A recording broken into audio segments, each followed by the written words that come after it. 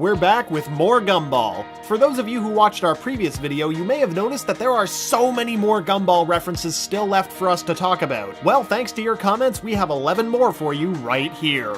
And for those of you who are just joining us, get ready for your minds to be blown. Hi, I'm Jacob with Channel Frederator, and today we're going through another round of Gumball's amazing world of memes and references because, what the heck, they're just that good. One might even call them amazing.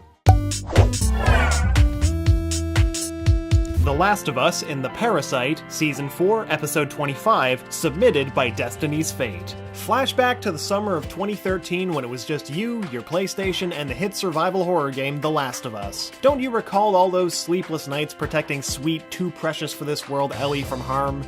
Good times. Actually, they were horrifying, emotionally devastating times, but the game was great. Now, flash forward to your binging Gumball. In the episode The Parasite, Gumball and Darwin read Anais's diary to discover that she's being pushed around by the so-called school parasite, Jody, a new friend clearly feeding off Anais's social anxiety. Gumball and Darwin step in to try to explain to Anais that Jody is a parasite, but in doing so, they end up describing and morphing into something much more despicable and capable of going berserk, the Clicker. Gumball's fusion with Darwin is a clear shout-out to the popular game and its creepiest enemy type. He even goes further to admit that he stole that last part from a zombie video game just in case the reference wasn't clear. Yeah, so don't go playing in the dark with Darwin and Gumball. Miyazaki in The Shell, Season 3, Episode 20, submitted by Jared Sombrano.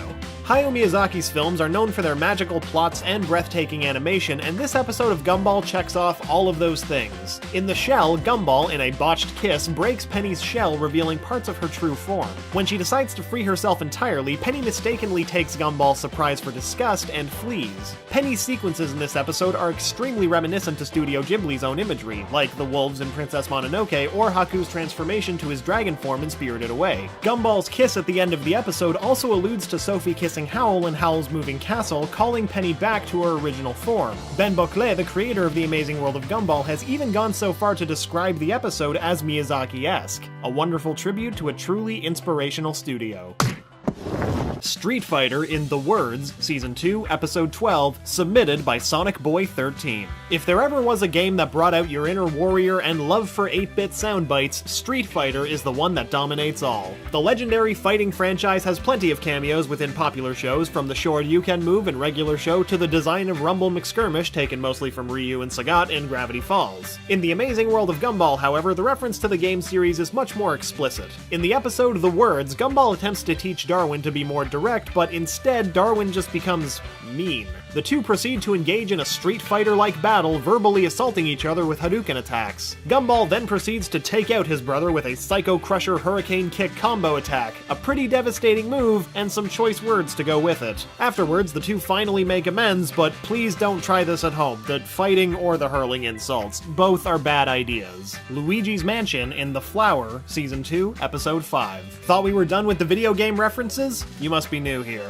In case you've forgotten, Luigi's Mansion is a 2001 video game produced by Nintendo following Mario's brother Luigi on his mission to save Mario from a mansion full of evil ghosts. He manages to navigate through the haunted halls with his handy Poltergust 3000, a vacuum cleaner that traps ghastly ghouls along with some other sweet items throughout the game. In the episode The Flower, Gumball gets possessed by his own personified jealousy when the gentle Leslie makes some moves on Gumball's crush, Penny. Following a series of wicked events, Carrie captures Gumball and gathers everyone around to perform an exorcism to call the toxic jealousy out of his body. While jealousy is successfully sucked out in a ghost-like form, the reference is further established with Leslie's very own poltergust, I mean vacuum cleaner. Although he doesn't quite catch jealousy, it's good to know that all of us are capable of rescuing our friends from evil spirits, you know, just as long as we have a vacuum cleaner. Ridiculously photogenic guy, aka Zeddy Little in The Photo, Season 2, Episode 25. Even the oldest internet memes can't escape the Gumball treatment. In the episode The Photo, it's picture day, and Gumball gets himself some pretty awful photos taken. Awful as in, wow, I thought I was watching a cartoon, not a horror movie.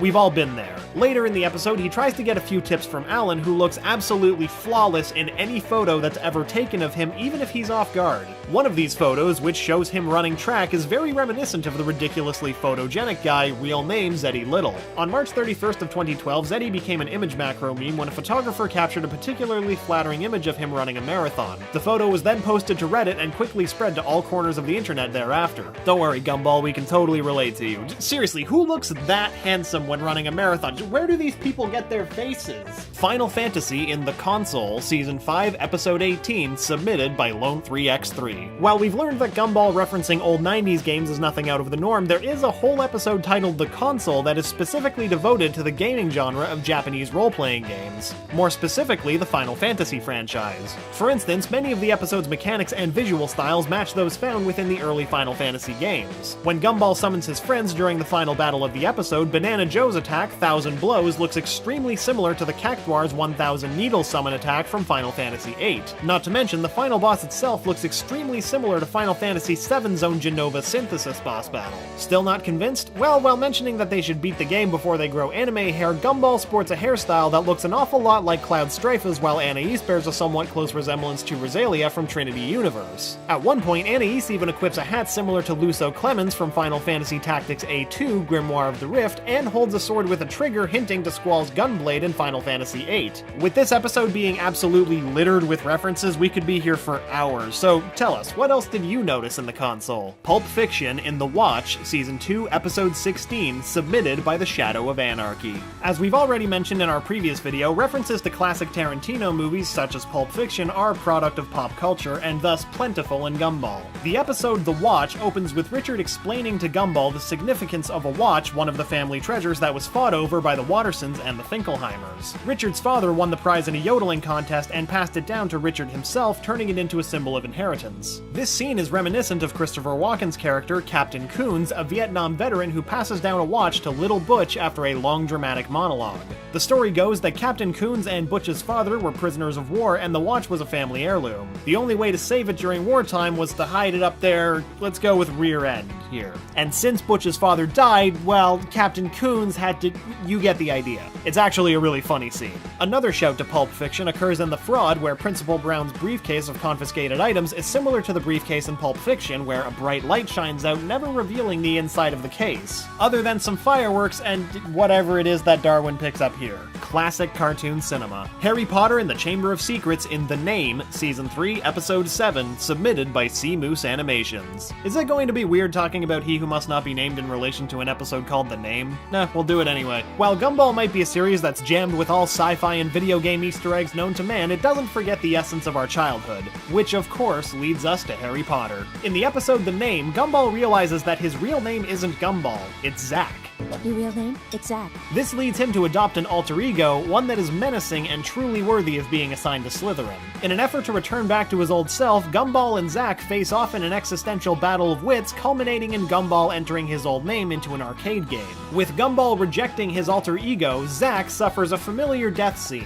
In fact, the way he bursts into pieces is exactly how Tom Riddle, aka Lord Voldemort, aka He Who Must Not Be Named, gets defeated in Harry Potter and the Chamber of Secrets. Wow, I guess words can kill. Or names, at least. Star Wars Return of the Jedi in The Fridge, Season 2, Episode 4. Yes, more Star Wars. Of course there's more Star Wars. In the episode The Fridge, there are many allusions to the most popular space opera in film history. While Gumball's mother Nicole taunts her son into becoming a winner, she heckles him to make personal use of his anger, similarly to how Darth Vader and Darth Sidious try to persuade Luke to join the dark side in the film Return of the Jedi. Moreover, when Richard asks Gumball to remove his paintball mask after being attacked by Nicole, it mimics Darth Vader's final request for Luke to remove his helmet, also in Return of the Jedi. One might assume that the Force is strong in the Watterson family, and that Gumball himself might very well be the last Jedi. Going to the Store in The Oracle, Season 3, Episode 31, submitted by Jason Carden. If you ever wanted to see an internet treasure brought back to life, it should be clear by now that this show has got all of your weirdly specific needs covered. In The Oracle, after discovering a prophetic painting of himself naked at the mall, Gumball attempts to stay home to avoid the predicted embarrassing fate. After only a few short moments, Gumball's body takes control of his mind and works its way downstairs, evidently as a result of nervous energy. The venture through the house while his body is flailing, along with the accompanying background music, is a reference to the 2011 viral video Going to the Store by David Lewandowski. Because if there's anything that perfectly depicts reluctantly going out in public, it's this jelly-legged 3D model going to the store. We can't help but feel Gumball's pain here. The Terminator in The Procrastinators, Season 3, Episode 19, submitted by Jello King. Probably one of the most called to references in all of television and film, of course, Gumball couldn't stay away from one of cinema's most famous lines ever said,